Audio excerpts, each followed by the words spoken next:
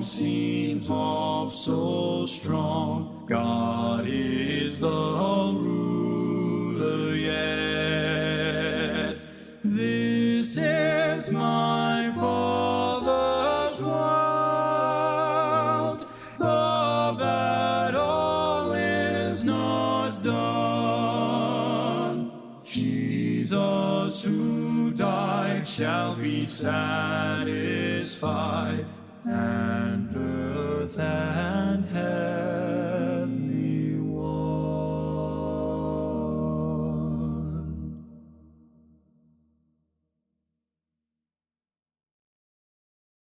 This is my Father's world, and to my lips.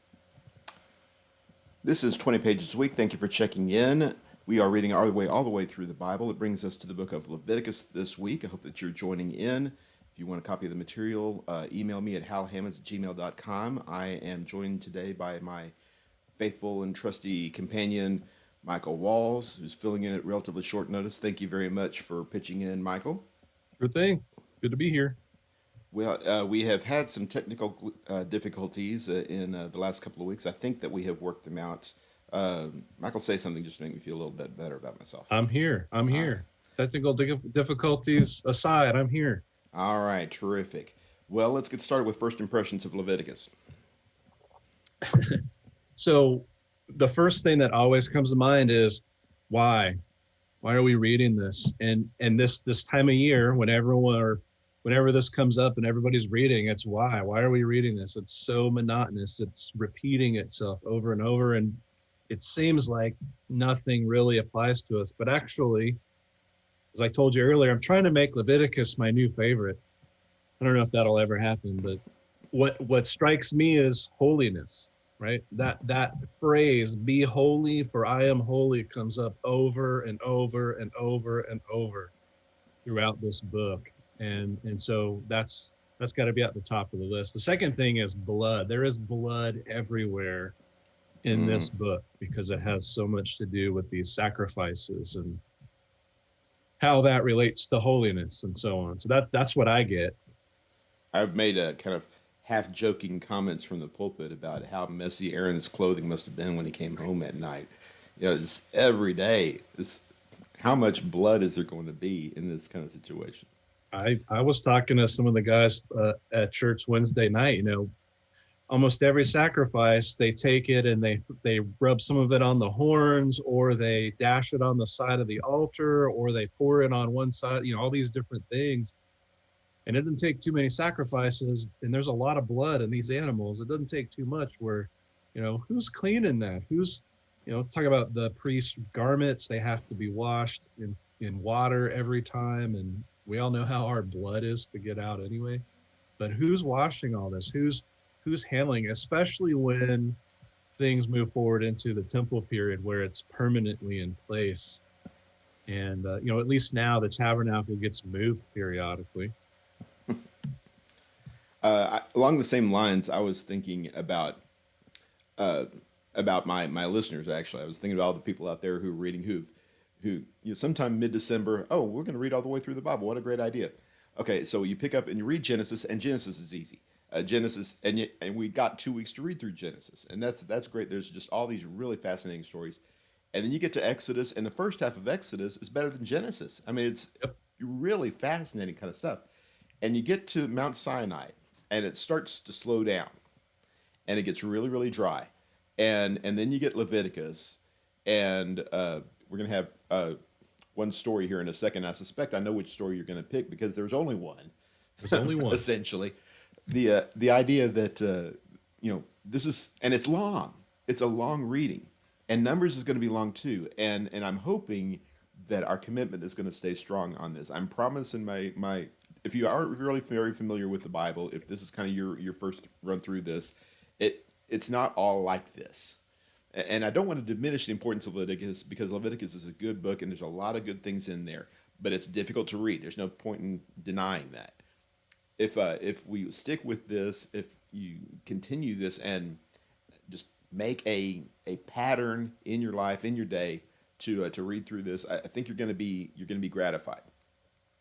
Definitely reading them as a whole makes you see things that you don't see when you're reading a couple of chapters a day or however your plan works out. This is Right. great, but it is hard. And as you said, the end of Exodus, most of Leviticus, parts of Numbers and Deuteronomy, they're going to be like this. It'll say, God told Moses this, and then it lists it out for you. And then chapter 2 later, Moses then goes and does this, which is the same thing that God told him, which is an important lesson, that Moses is doing exactly what God said. It doesn't make riveting reading, as you're reading like the same thing twice. So the tabernacle, you read about it twice, that what the rules are, and then when they build it, it's basically the same. The same thing here in Leviticus. Here's what the priests are going to do, and so on, and then Moses does it, and he tells Aaron what to do, and so on. And so you get a lot of that. I don't think there's as much of that maybe going forward as there was here and in the last part of Exodus. Absolutely. All right. Well, surprise me. What story did you pick out? Well, let's see. How about chapter 10, Nadab and Abihu? That's about it. That's otherwise all we get is Moses ordaining the priests or Moses talking to the people. So Nadab and Abihu, and it's a big story. It's a huge story, and it's pretty simple, right? God tells Moses and therefore all the priests what they're supposed to be doing, where what goes where, when, how, all the details, all the specifics. And then right off the bat, these are Aaron's older sons, and one of them, I guess Nadab's the oldest. I forget, so. But he's presumably going to pick up where Aaron leaves off when Aaron dies. That's the way God set it up. And they're offering something called strange fire, and God consumes them with the strange fire instead of the sacrifice, which was supposed to happen. And then you keep reading, and basically God says, don't mourn for them. You're not allowed to. Everyone else might, but you're not allowed to. And this is an object lesson of authority, right? Mm-hmm. God specified something, they substituted something, and they paid the price. And that's a lesson that I wish all of us would get now, because it hasn't changed. It really is odd that the same terminology is used for what happens to the sacrifice under normal circumstances, under approved circumstances, as what happens to Nadab and Abihu. It's almost as though if you don't want to offer a proper sacrifice, you're going to be the sacrifice. Right. And of course, that opens up all kinds of windows of symbolism with regard to being a living sacrifice and all that. You're going to give yourself to God one way or the other.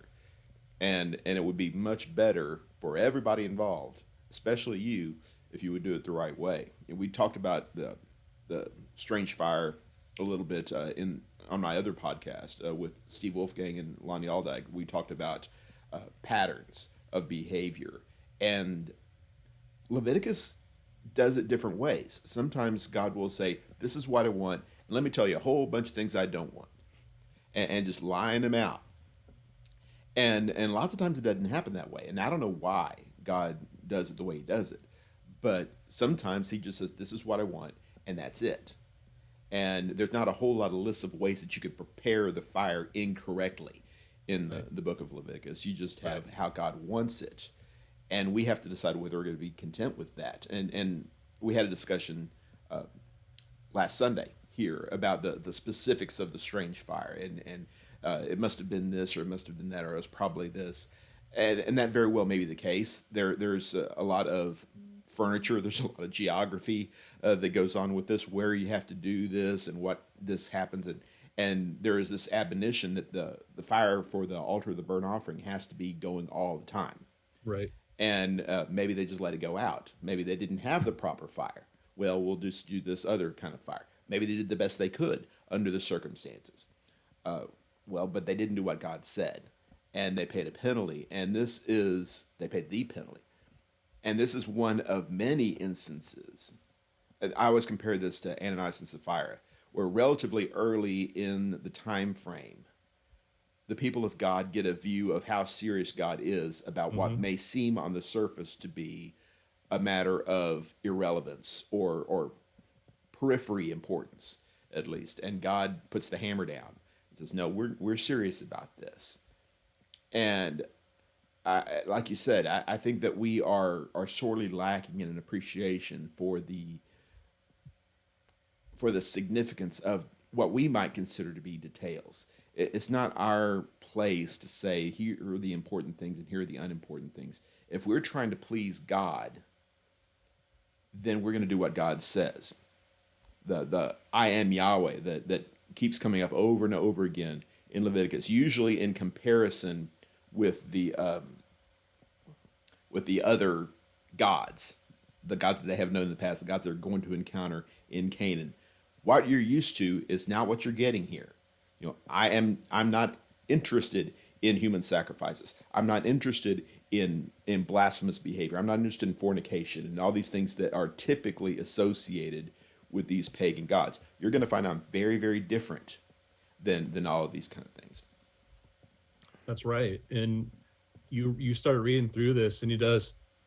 I don't want you to do things like the Egyptians did them, and they had been, right? I don't want you to do things like the Canaanites do things, and all these things you reference. And there's an emphasis on the sexual sins and bad false worship. Again, this chapter, and it's just sort of a basic emphasis on I'm going to create something new here. I am creating something new here. You're it. You're a part of it. You are special. You as a nation are special. And so that whole idea, be holy for I am holy, God's creating a holy nation. And when you read this book, and again, the end of Exodus and parts of the next two books, you realize that holiness is hard, right? It's hard to be clean in this, as he outlines all of these things. It's hard to get clean if you become unclean. I think it's important to make a point here that being unclean wasn't always sinful. There were Right. times, but unclean is not equal to sinful. It was just the state you are in. But when you're in that state, you cannot be in the presence of God. And so there's all these ways to remedy that. So maybe you're sick, right? You have a discharge. Who doesn't have allergies or things like that, right? Or the flu, the cold, whatever. Those are things. Women in their menstrual cycle, and then various other kinds of ways, touching dead things, and usually that's what it has to do with. Certain animals. All these things can be hard. They're things we go through. What happens when a family member dies? Now you have to handle that, and that makes you unclean, and so on. And so all of that is hard to manage. And I think, and I know that God's not just doing that to do that. Parents that make rules to make rules are unsuccessful parents, and they're not helping their kids. But parents who make rules to teach lessons are the ones that succeed. And that's what God's doing. So he's setting all this up to demonstrate in every single little way that they are to be different. And he's setting up a new culture, an economy that goes with that, right? And part of the sacrifices goes into the economy. It goes to the priests. He's taking care of the priests, a set of laws. He's providing for the poor. He's doing all of this in the context of these laws. If you take the laws out of some of the other books too, and you wrap them all together, and you get, everything. I always say everything from, you need to build a fence around your upper floor so people don't fall off, to things like when you attack a city, you don't chop down all the fruit trees. And those, you're like, what does that mean? It's because God is trying to set a standard, and God loves you, and God's taking care of you, but at the same time, you are different. Mm-hmm. So God's love's really big in here too.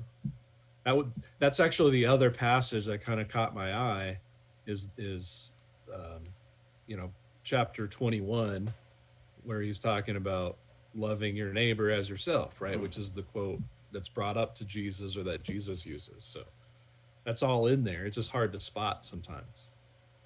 Is that the one verse that you wanted to refer to? If we're going to go ahead and transition here, or did you have another thing in mind? Actually, I had a different one because something else really caught my attention. I love that one, I think, and maybe we should come back to that. But I was looking in Leviticus 21 because, I don't know, this jumped out at me. Leviticus 21, 1-4 is where God tells Moses to tell the priests Uh, we talked about being unclean, touching the dead. You can't do that unless it's one of your very close relatives. So the priests are set apart even more than the normal people. And that just jumped me right over to Luke 10 and the parable of the Good Samaritan, right? And you have this questioning, what's the law? Jesus asked the guy, hey, what does the law say? Love the Lord, your God with all your heart, soul, and mind, which is from Deuteronomy, and then love your neighbor as yourself, which is from right here in Leviticus.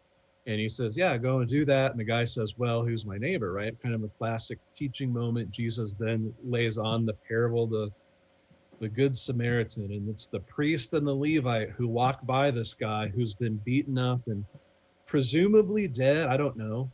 And they just say, you know what? I'm not going to mess with that. And so I've heard people say, well, maybe they were afraid for their lives and whatever. I think it's more about they didn't want to become unclean and they didn't want to mess with that whole, because it is difficult to become clean and go through all that process, especially for a priest or a Levite, because the context is those lawyers trying to justify themselves, right? In Luke 10. And then Jesus pulls the Samaritan. Well, that guy helped somebody. And so, God never intends them to be clean to the detriment of helping their brother Right. who's in need. And that's something that you need to really see when you're looking into this section, because it just seems so overwhelming. I'm trying to remember in Luke 10, are they going up to Jerusalem in the They're parable? coming down. Coming down. So their job is finished. Presumably that's a thing. And so there's an argument that, well, they shouldn't have been that worried about it. But the context of Luke 10 and the passage in Matthew is those guys are justifying themselves, right? So I think, I'm not saying they might not have been afraid for their lives, but I think the most logical or obvious thing is they're more worried about following the law than helping their brother, or loving their neighbor, or as Jesus will say in Matthew 23, justice and mercy. Well, it really comes down to what your priority is. Are you trying to be a really good priest? Are you trying to draw closer to God? Right. And those two things aren't always the same thing. Right. We need to make sure that we prioritize the holiness aspect, like you were talking about. That permeates. Yeah, and remember, uncleanness is not equal to sinfulness, right? So like in that case, the right thing to do, the godly thing to do, would have been to help this person, or at least find out maybe he was dead. Okay, so now you're unclean, but you did what you could Hmm. instead of hiding behind the law. And we have all To kinds of excuses oh built yeah, in to this is our Corbin, basically, right? I exactly, know God wants me to do this, but I have a loophole that I can avail myself of to let me do what I had already basically decided I was going to do exactly. that is contrary to what God wants me to do. I was thinking about a verse kind of, I don't know if it's exactly the same kind of area, but in chapter 25 and verse 23, the land is not to be permanently sold because it is mine, and you are only aliens and temporary residents on my land. I find that interesting because I have always portrayed the 40 years in the wilderness as preparatory to entering into the promised land and receiving the promises. And Abraham, Isaac, and Jacob, all this hope that they had is going to be finally realized. And obviously, in a sense, that's true. But in another sense, it all belongs to God. And no Yep. matter who you are, no matter where you are, just wilderness, Canaan, heaven itself, it all belongs to God. And your job is not finished. And I really think that's part of the story of Judges. When we get to Judges, to a lesser extent, Joshua, but you cross the Jordan River, and we're done. God said He was going to do this for us, and He did. And yay, God, thank you very much. And now we just kind of settle in and do our thing, and and the job is not finished.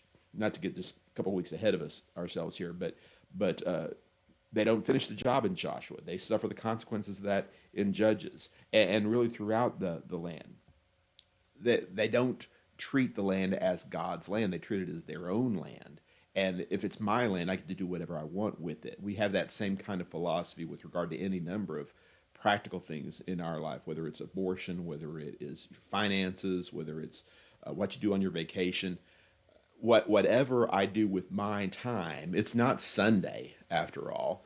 You know, I give God his due on Sunday, and the rest of it belongs to me. And I'm thankful for it. I'm glad God let me stay alive for a week, but what I do 6 days of the week isn't really any of his business. I don't think that we're really quite as bold as to say it that way, but that's what it basically boils down to.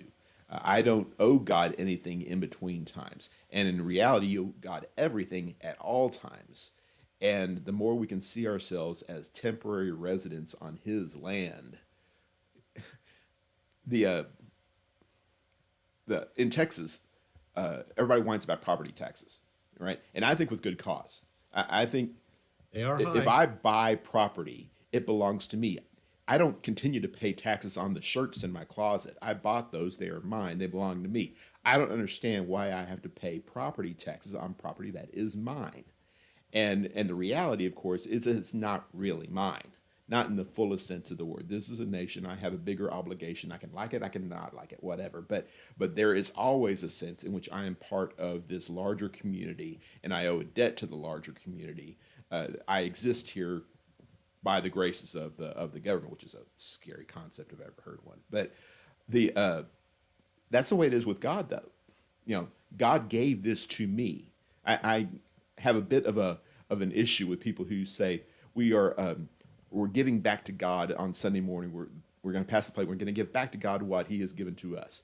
Well, in a sense, yes, and I understand what people mean by that. But in reality, if it stays in my pocket, it still belongs to God. And everything that I do in this life, I owe an obligation to God. I need to show my holiness and I need to show my reverence. It's any time that I fall short of God's expectations in this life with what He has given me, I'm falling short. I need to do better than that. If you keep reading, of course, he also then says in chapter 26, if you do all this, well, let's back up. He talks about the Jubilee years, the 7 years, and then the 50-year Jubilee, 50-year, the Sabbath years, and all that.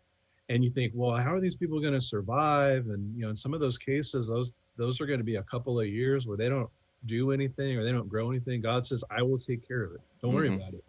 And then you go to that chapter 26, and it's kind of a early version of the blessings and cursings from Deuteronomy. If you follow me, I will take care of it. I will make your fields produce. I will make the rain. I will do all this. Back to your point about this being God's land still. And then he says, if you don't, then I'm going to take all that away.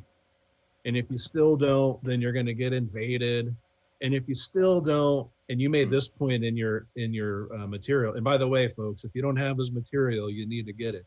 There's a lot more stuff going on there. But you brought this up. That unfold where they're eating their children and they're doing all this stuff is horrible in Jeremiah and in that period of time. It unfolded because they did not obey.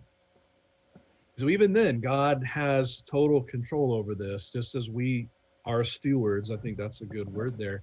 But at the end of that, verse 40 and 40 through 42, he says, but if you confess and you come back to me, well, then everything will be fine. Hmm. And that's still the case. And a lot of people have this view of the Old Testament versus the New Testament and the idea of grace and mercy as if it's not there in the Old Testament. It's there from the very beginning. It's there in everything God's done. In fact, grace is in all of these laws that we're talking about to make their lives better, not just for his sake, but for their sake. If you really dig into it, it is going to make their lives better here now, physically, by following God's will, not just because he's going to open up the heavens or again provide them extra in those Sabbath years, but because it just makes life better.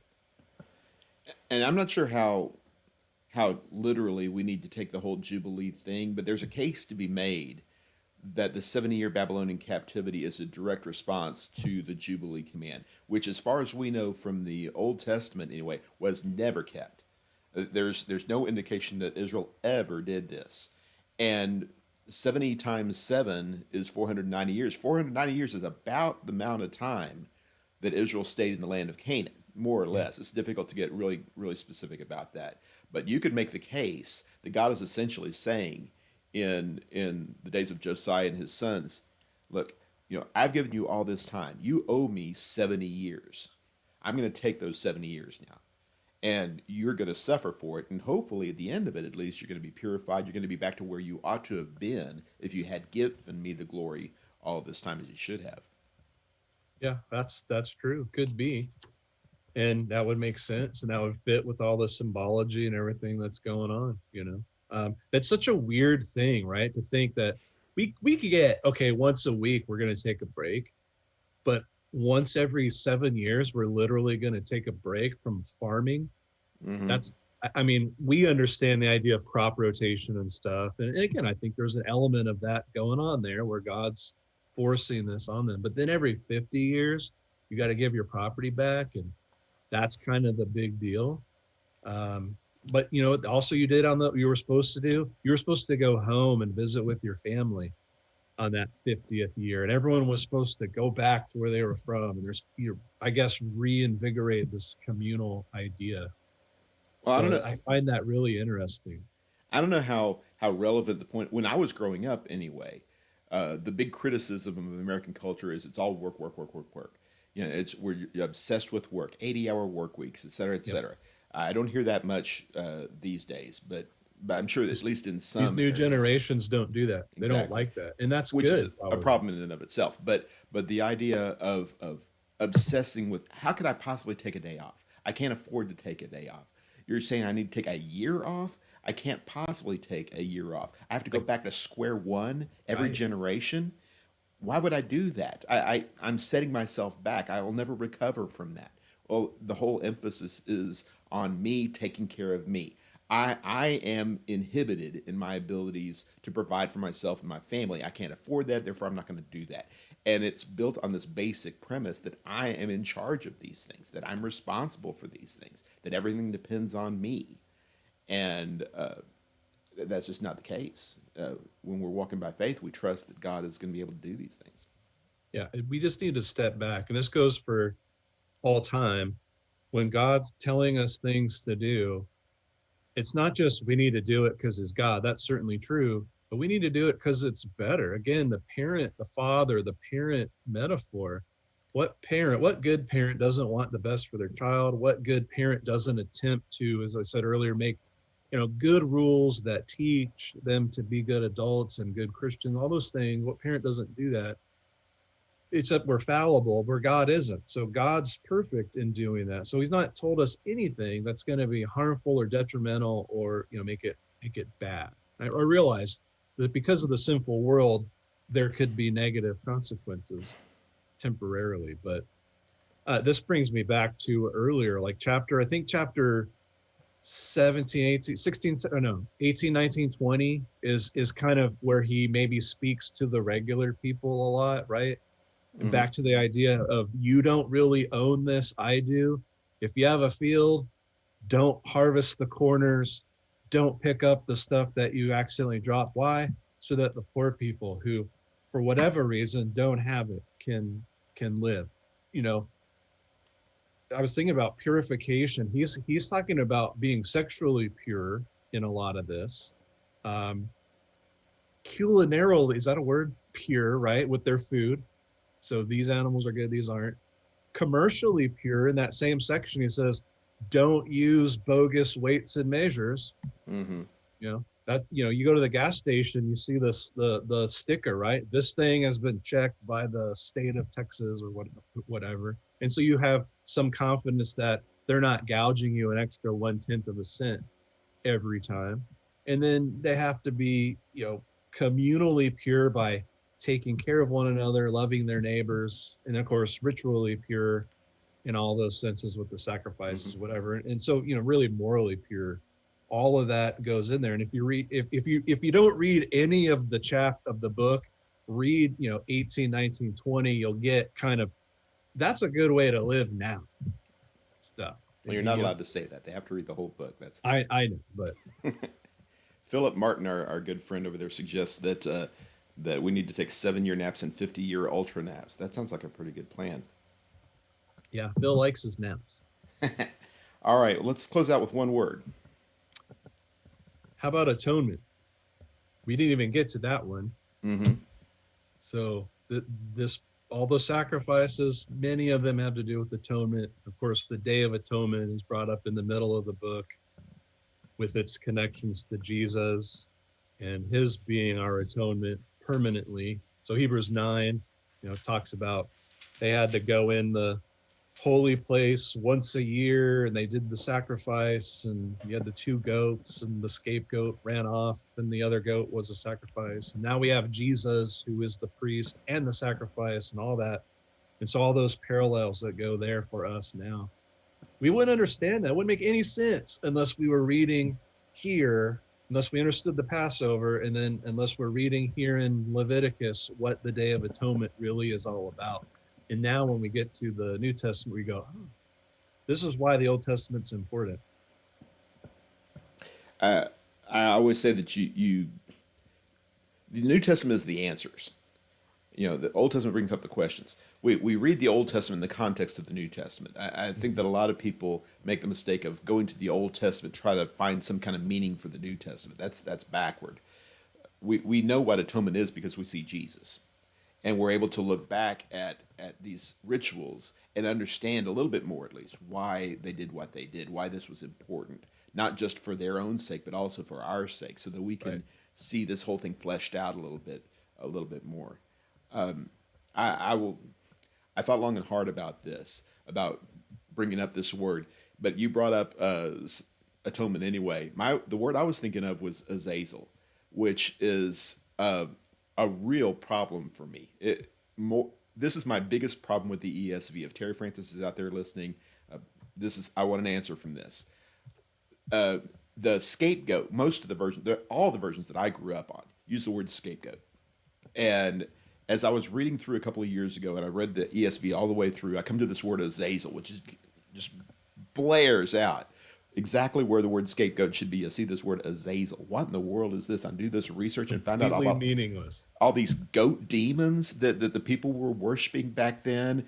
And in the very next chapter, in chapter 17, it says you're not supposed to worship goat demons. And here we are on the most holy day of Israel's existence, one chapter before, sending a sacrifice out to the goat demon. I don't understand that, and I will freely admit, if you have some kind of answers, feel free to share with this. I don't believe that this is a ritual sacrifice to a goat demon. I don't think that's the point at all. I think it couldn't be that.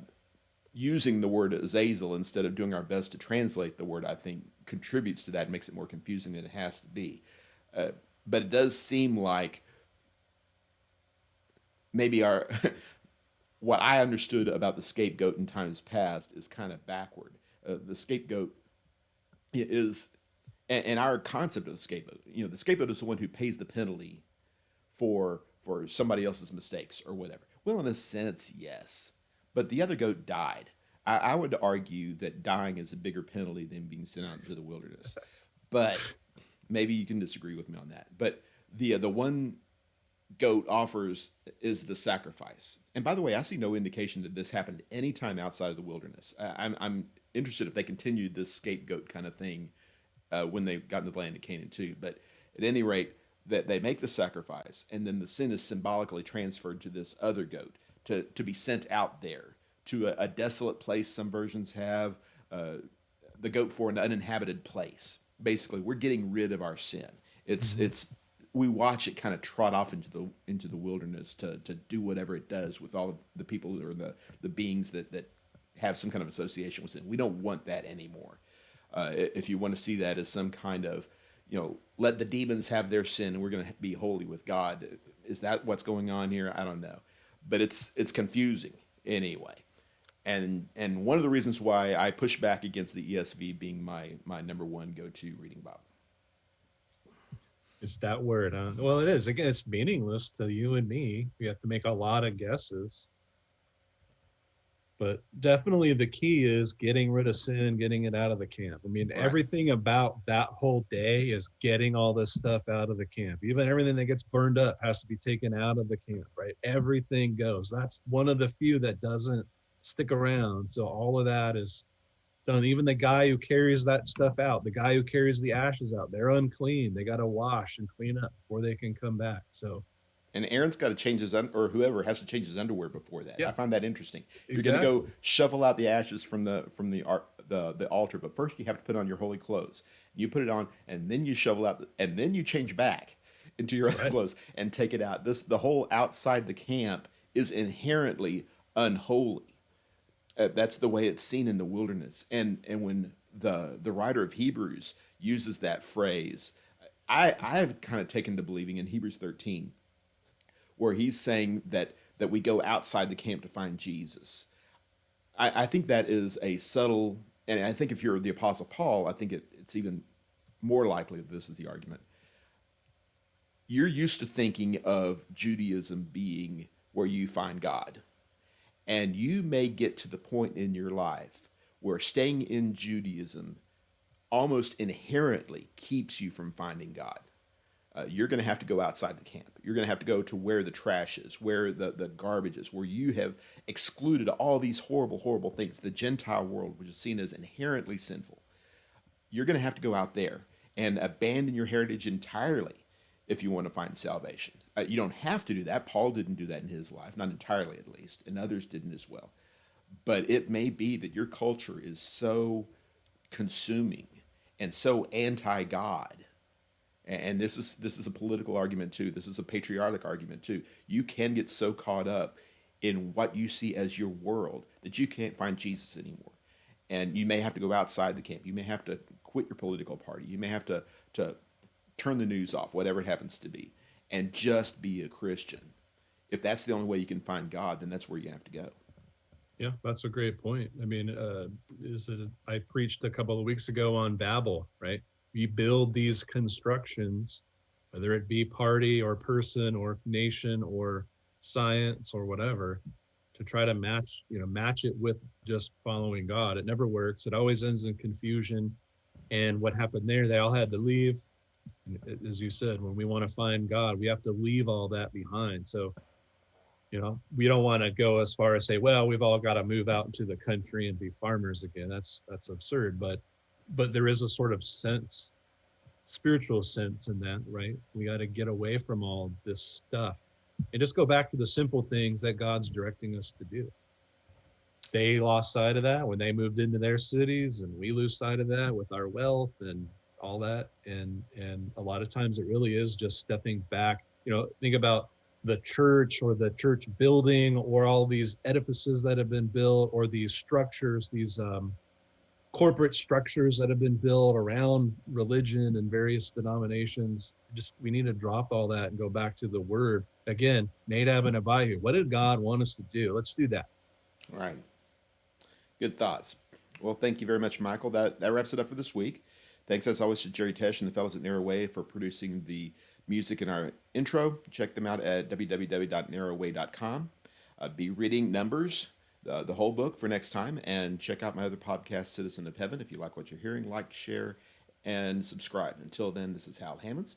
We'll see you next week. Read your Bible.